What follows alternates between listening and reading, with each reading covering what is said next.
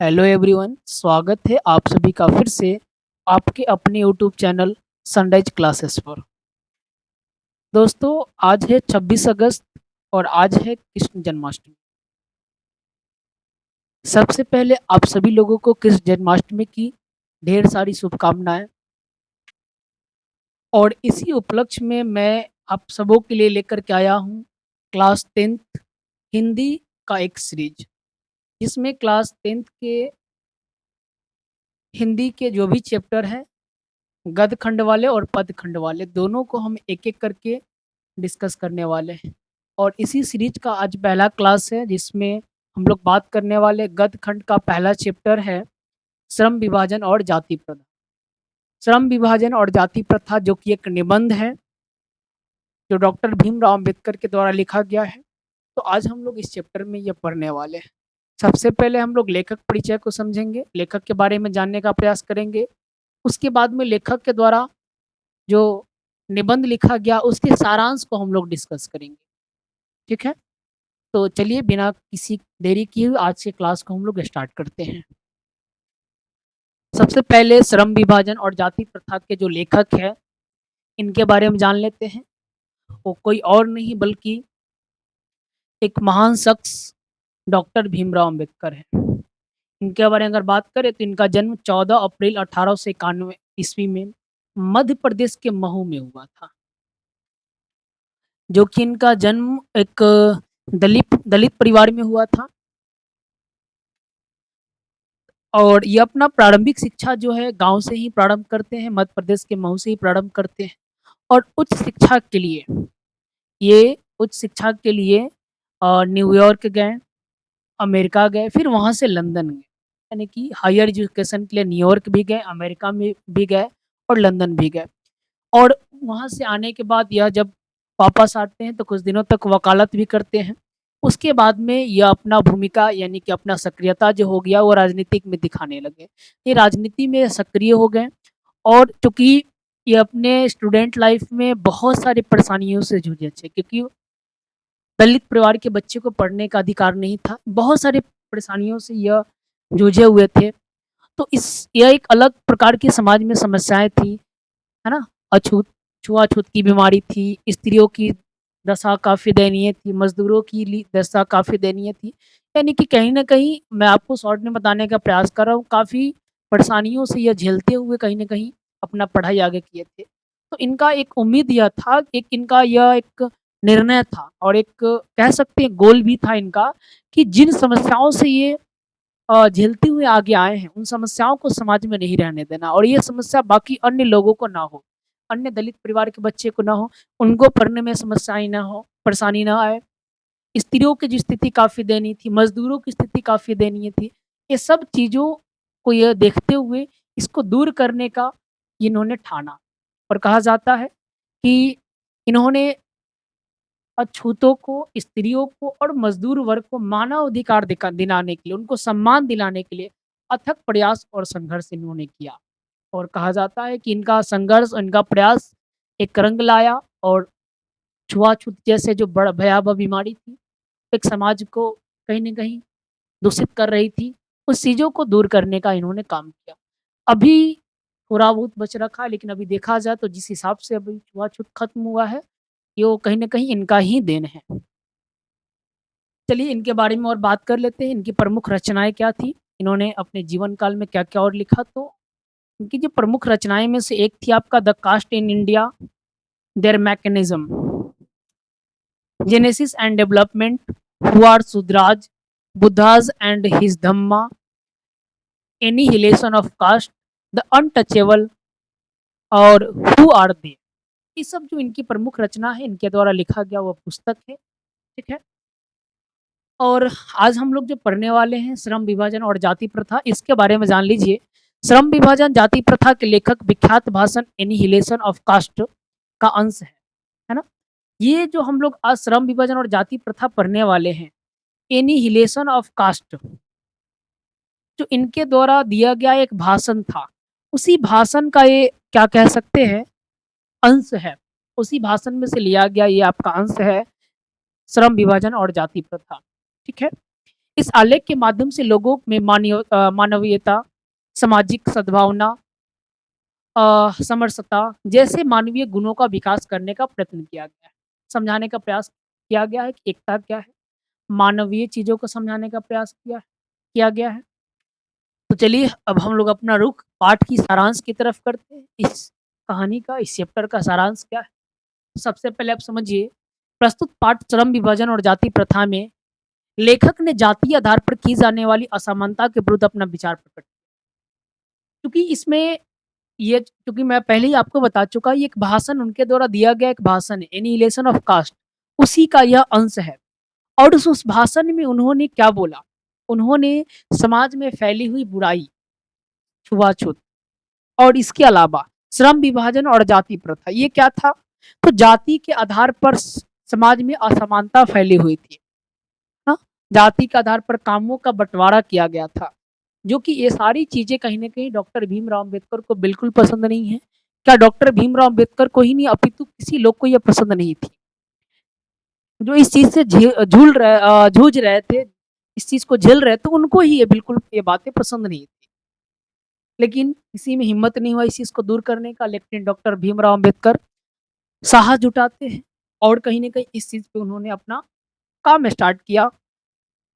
और इस चैप्टर में हम लोग वही पढ़ेंगे कि जाति के आधार पर जो असमानता है उसके विरुद्ध इन्होंने अपना विचार प्रकट किया है इस चैप्टर में। लेखक का कहना है कि आज के परिवेश में कुछ लोग जातिवाद के कटु समर्थक हैं। उनके अनुसार कार्य कुशलता के लिए श्रम विभाजन आवश्यक है।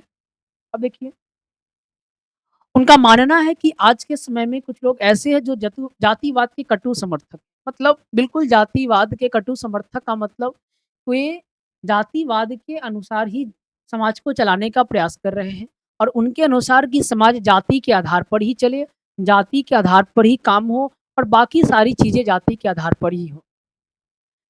इसके अलावा लेकिन लेखक की आपत्ति है कि जातिवाद का श्रम विभाजन के साथ साथ श्रमिक विभाजन का रूप ले लिया हुआ है और श्रम विभाजन किसी भी सभ्य समाज के लिए आवश्यक है।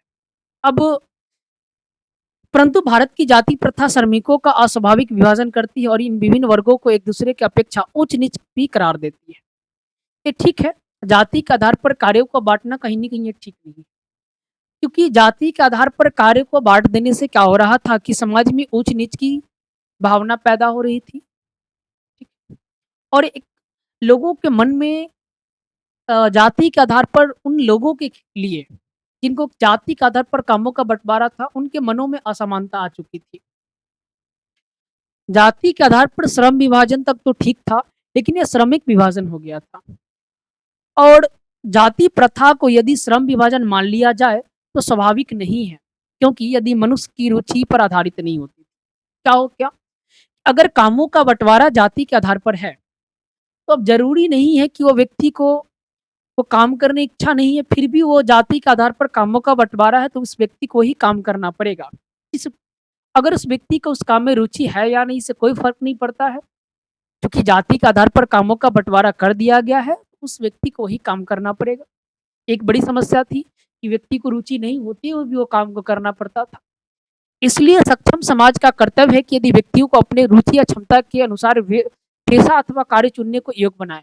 उनका यह कहना था डॉक्टर भीमराव अम्बेडकर का कि लोगों को उनके जाति के आधार पर कामों का बंटवारा नहीं करके उनके क्षमता और उनकी योग्यता के आधार पर काम दिया जाए। वह व्यक्ति जो काम को कर पाए, जिस काम में उनकी इच्छा है, जिस काम में उनकी रुचि है, जिस काम में उनकी योग्यता है, उसके अनुसार उनको पेशा चुनने का उनको मौका दिया जाए, ताकि अगर अपने इच्छा के अनुसार अगर वो पेशा को चुनते हैं, जिनमें उनकी इच्छा है, जिनमें उनकी योग्यता है, तो कार्य कुशलता बढ़ जाता है। कार्य कुशलता बढ़ने का मतलब कि अगर जिस काम को वह करने का उनको इच्छा है, जिस काम में उनकी योग्यता है और वो अपने अनुसार उस काम को अगर करते हैं, तो वो मन लगाकर उसके काम को करेंगे और काम को बारीकी से और अच्छे ढंग से उसको पूरा करेंगे। तो ज़ाहिर-सी बात है कार्य कुशलता बढ़ जाना है। लेकिन यदि वो अगर काम अगर जाति के आधार पर होगा, तो वो व्यक्ति उस काम को मन से कर भी नहीं पाएगा। इस प्रकार से कहीं न कहीं एक समाज में अलग लेवल का कहीं न कहीं समस्या आती है। इसका विरोध हमारे डॉक्टर भीमराव अम्बेडकर कर रहे हैं। आगे बात करते हैं हम लोग इस सिद्धांत के विपरीत जाति प्रथा दूषित सिद्धांत यह है कि इससे मनुष्य के माता-पिता के सामाजिक स्तर से अनुसार पेशा अपनाने के लिए मजबूर होना पड़ता था। अब ये क्या हो गया कि श्रम विभाजन जाति प्रथा का एक तो आप ये हो गया कि काम का बँटवारा हो गया तो वो अपने अनुसार काम नहीं कर सकते हैं और जो काम उनके माता-पिता कर रहे हैं, वही काम उनके बच्चे को भी आगे करना पड़ता था। ये होता है श्रम विभाजन जाति प्रथा के आधार पर कामों का बँटवारा का सबसे बड़ा कह सकते हैं कि नुकसान कह सकते हैं, नुकसान नहीं, एक प्रकार से आप कह सकते हैं कि ये विडंबना थी, कहीं न कहीं, जो कि बिल्कुल ठीक नहीं थी। आगे बढ़ते हैं तो पता चलता है कि जाति प्रथा पेशे का दोषपूर्ण निर्धारण ही नहीं करती बल्कि जीवन भर के लिए मनुष्य को एक ही पेशे में बांध भी देती है। अब एक और बात यहाँ से निकल कर क्या एक और समस्या जाति के आधार पर अगर कामों का बंटवारा किया जाए तो व्यक्ति एक ही काम में जीवन भर बंध के रह जाएगा। कब? जब उसके जाति के आधार पर कामों का बंटवारा होगा तब। यानी वो जिस काम को कर रहा है, जाति के आधार पर उनको काम मिला गया और उसी काम को वो जीवन भर करेंगे, है ना? इसके कारण यदि उनके उद्योग धंधे तकनीक में परिवर्तन हो जाता तो लोग भूखे मरने के अलावा कोई चारा नहीं रह जाता क्योंकि खास पेशे में बंधे होने के कारण वे बेरोजगार हो जाते हैं। मान लीजिए कि जिस जातिगत आधार पर उनका कामों का बंटवारा है, वो काम अगर नहीं चले हमेशा, है ना? तकनीकी परिवर्तन की वजह से उस कामों में टेक्नोलॉजी की वजह से कामों में परिवर्तन आ जाए, उनके कामों का मशीनरी करने लग जा रहा है। या फिर ज़रूरी नहीं कि वो काम 365 दिन चले ही, जिस काम को वह जातिगत आधार पे कर रहे हैं।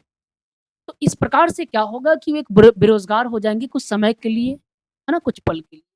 चाहे उन्हें भूखे ही क्यों ना मरना पड़ जाए, उनकी स्थिति काफ़ी दयनीय ही क्यों नहीं हो जाए और वो दूसरा काम को कर नहीं सकते, क्योंकि उनके कामों का बँटवारा कर दिया गया है जातिगत आधार पर।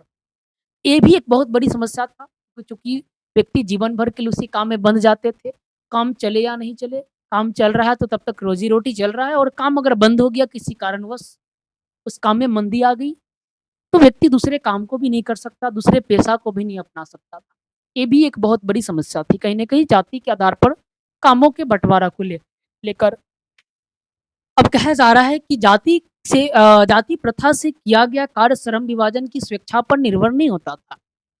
अब एक बात देख लेते हैं, अगर जाति के आधार पर कामों का बँटवारा है, ज़रूरी नहीं कि वो व्यक्ति स्वेच्छा से वो काम कर रहा है। जब व्यक्ति वे स्वेच्छा से काम नहीं करते हैं, जिन काम में उनका रुचि नहीं है, अभिरुचि नहीं है, तो ज़ाहिर-सी बात है वो व्यक्ति प्रेरणा, रुचि से वो काम नहीं करेगा।